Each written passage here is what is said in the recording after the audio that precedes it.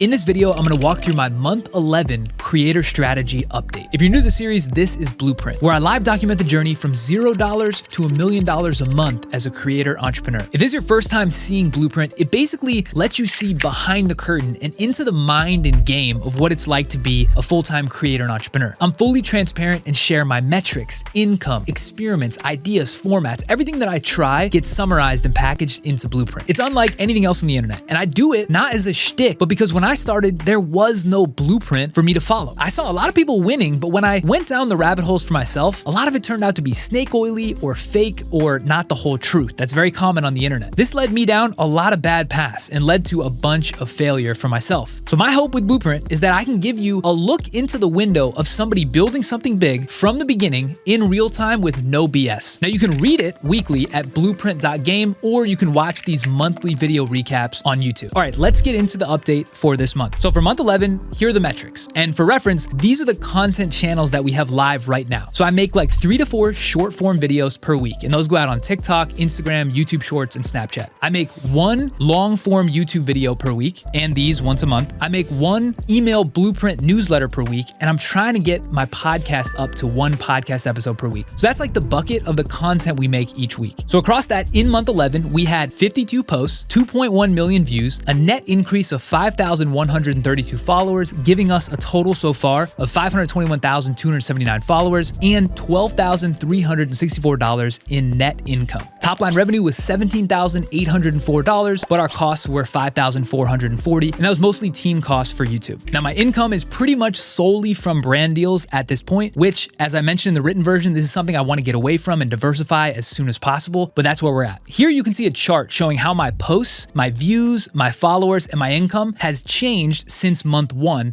over time. And you'll notice the follower graph does not start at 0. It starts at like 320,000. Now I started making content from scratch 19 months ago, but the first 8 months I did it part-time on the side while I had a full-time job. And it bugs me to no end, but I didn't know I was gonna do this Blueprint series when it was only a part-time thing. So I didn't do a good job of tracking the growth and the posts week by week for those first 8 months. So I apologize for that, because I know you can be watching this and you can say, hey, well, he's documenting going from 0, but he started at 320, which seems like an unsurmountable thing. So I really apologize for that. I will say, here's a screenshot of what I had at the time of starting. So I had around 320,500 followers, and that was split across TikTok, Instagram, YouTube, and email, of course. And at that point, I had done about 20K in revenue, just a couple brand deals to kind of sample what it was like. That's all I had for those 8 months. And I assure you, every single one of my platforms started at 0. I did not know what I was doing. I had to learn from scratch. All I did for the first 8 months was make a short form video every afternoon and post 4 to 5 per week for those 8 months. That's how I got my starting point from 0 to that 320,000 number. It was a lot easier to go viral. It was a lot easier to grow back then. So that's how I was able to ramp so quickly with limited effort. So I wanted to put that out there for full transparency, just to kind of like close the gap in terms of how did I get from 0 to kind of starting the tracking at 320K. Now in this video, I'm gonna walk through a couple of reflections and takeaways from month 11, how I tracked on my goals, and a few observations that I learned that I think will be helpful if you're a creator entrepreneur. And at the end, I'm gonna share one interesting way that you can take advantage of the creator wave without being a creator yourself. I think it's a unique framework and gonna make a lot of people a lot of money. And also I wanna say, in these videos, I'm trying to keep them like around 10 minutes. I don't have enough time to go through every framework, every experiment, every piece that I put in the written. I spend a lot of time writing those. There's so much good stuff in there. So if the video is the first way that you're discovering this, make sure to check out the written version. There's a lot of nuggets that'll give you value if you read it. Okay, so let's start with what my goals were for month 11. I had 3 main goals. One was I wanted to get my YouTube channel to a consistent point where I could produce 1 video per week that was just me writing and recording, and then I could ship it off and kind of automate that whole process with a team. That was goal number 1. Goal number 2 is to launch my community, which you'll hear about a little bit later. Hasn't fully launched yet, but by the time you see this, it will be live. And then number 3 was I wanted to run an experiment with my short form content, because I have a theory that the green screen, low fidelity edit, more conversational content is actually gonna outperform the type of stuff that I used to make. I'm gonna put up on the screen what the green screen style looks like, and then what my cinematic split screen style typically looks like. So So I ran an experiment, which is really interesting over this last month, where I made videos of both. And I found some very fascinating results in terms of what each style provides I want to talk about. So the first thing is on YouTube. So we were successfully able to implement this team automation strategy. So I still have to write the video. I'm still spending a ton of time crafting what the narrative for the YouTube video is, but now I have a packaging team that does thumbnails and titles. I've got a great editor who edits the videos together, and it's so much more enjoyable for me to put together YouTube videos and put them out. If you're a creator and you're trying to tackle YouTube and it's not natural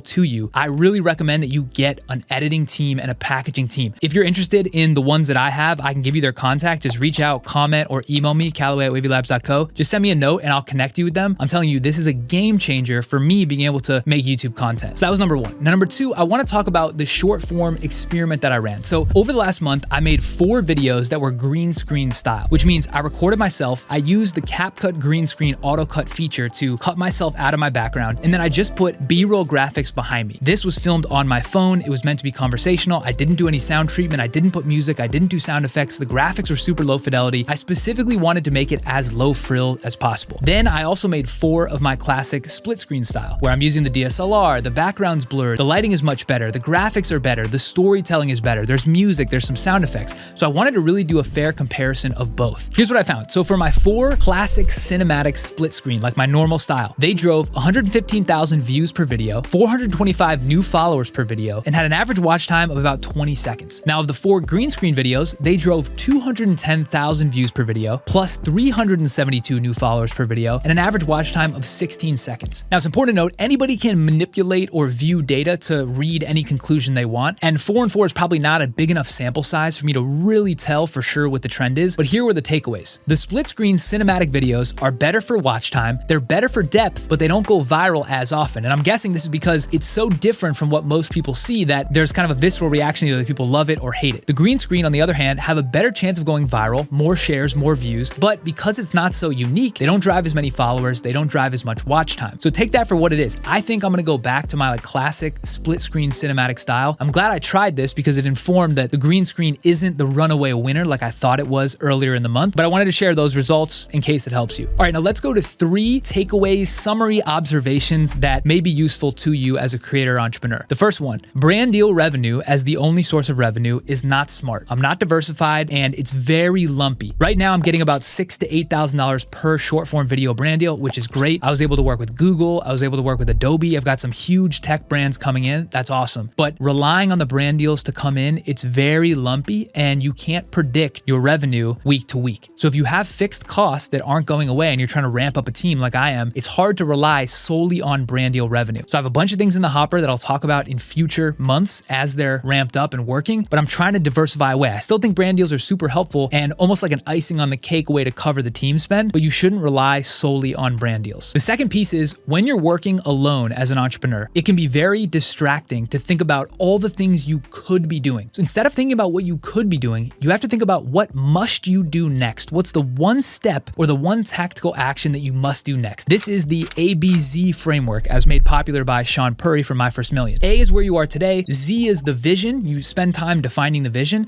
and then B is the next step to get to Z. You don't think about W, Q, K, you ignore all that. You just focus on B. Once you get to B, you focus on C. This is a way to kind of eliminate and mute all of those distractions so that you can really hone in on what you have to do next. When you're alone, you have to do this because if you get down the rabbit hole and you start working on K and you spend 5 days working on K, you'll come up for air and then realize, oh shit, I can't move forward. I need to go back to B. So make sure that you're doing this if you're working alone. The third point is you want to be unique. Playbooks and blueprints, things like this are super helpful for understanding direction and kind of like the skeleton and framework for how you should think about stuff. But if you actually want to win big, like I'm trying to win big, in order to get to $1 million a month, I have to be one of one. I have to be rare, unique. You cannot be unique if you're just a derivative copy of someone else, because no matter how well they do, you're always going to be a few steps behind. People are never going to think of you as owning a category, like a category of one is the phrase that people use. So it's really important that you differentiate where the playbooks end and where your unique flavor begins. Now, an example is this blueprint newsletter and series. Most people who are tackling email newsletters, they're doing the curated news roundups. And I started this way. If I wanted to do AI news, I'd find 3 stories, I'd write about it, kind of like the morning brew hustle framework. Well, there's no way that I can be in a category of one. Even if I do that the best, there's going to be people that are nipping at my heels the whole time. Instead, I took this blueprint approach. I was going to document my journey from 0 to $1 million a month, write every single week about my personal experience in depth, metrics, metrics, everything. Very unique. Nobody else is doing this on the internet. I own this. It's a category of one. And that's how you become rare. If you're trying to grow big and you're trying to do big things, you need to remember, how are you going to be rare? How are you going to be a category of one? All right, before I go on, one quick plug about my own stuff, and this is free. I recently just launched a free community for people that want to make content better. Creators, entrepreneurs, marketers. It's called Wavy World. My goal was this. Everybody's charging money for courses on how to make content. I said, I'm not doing that. I have videos in there about which topic area to pick, how to come up with content ideas, how to edit better, how to storytell better, Premiere Pro tips. I even did full video teardowns where I took a video of mine and analyzed the script line by line. It's all in there for free. So the goal is I want to get thousands of creators, entrepreneurs, and marketers who are trying to level up their content all in one place, sharing their biggest frustrations, biggest pain points, and I'll make videos addressing how to solve them. It's completely free. It's called Wavy World. If you want to join, it's wavy.so is the URL, or you can click the link below. I highly encourage you to do that if you care about improving your content. Okay, now as promised, I'm going to end this video on one interesting concept, one interesting way that you can take advantage of the creator wave without being a creator yourself. Now I call this creator expansions. Creator expansions are building non-existent content streams for creators that are in your zone of genius, but not in theirs.